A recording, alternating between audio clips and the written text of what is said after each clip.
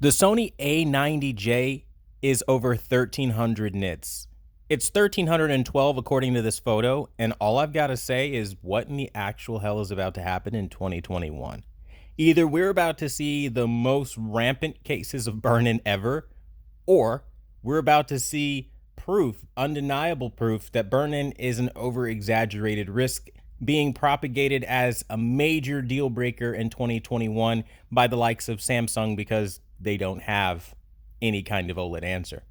Simply put, this is impressive because what this means is effectively Sony's found a way to get LED brightness at the most premium levels really of LED, because really the most premium sets we see right now are hitting over 1000 nits, and now they're doing that. And 1300 nits, that's literally as bright as my KS8000 from a couple years ago that was advertising HDR 1000.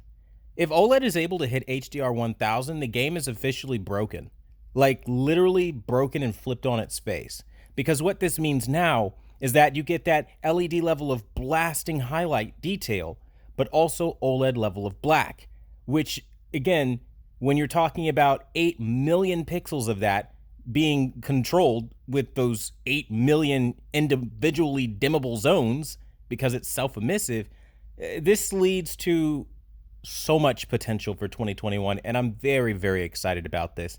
Now, of course, the A90J is going to be ridiculously expensive. I don't expect anything under damn near $4,000 like last time.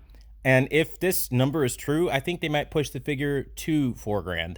Because let's be real, for 1400 nits, almost, like I say almost, but it's 1300. It's in the ballpark. That's like right there next to the most premium LED sets we're going to see. And at that level of brightness, LED sets charge well over $2,000, right?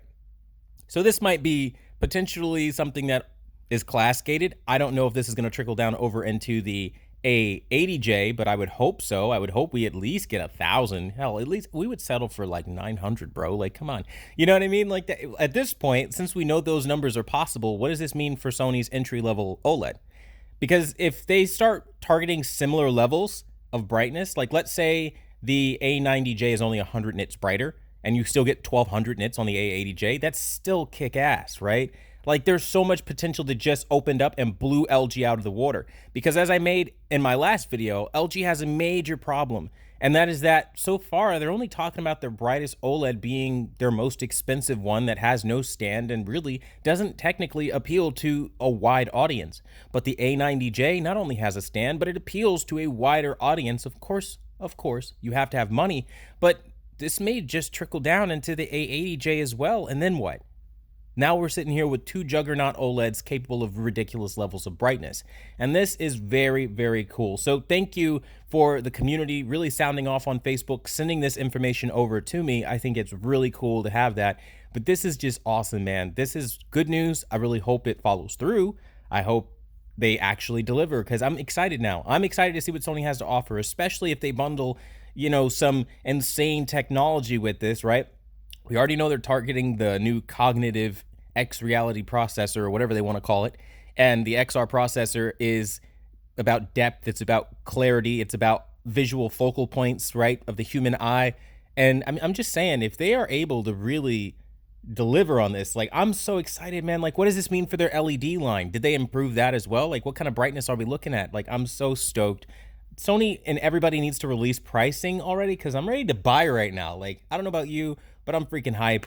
Let me know what you think about this news in the comments down below. Thanks for watching the #1 brand in honesty, and until the next video, I'll see you guys later.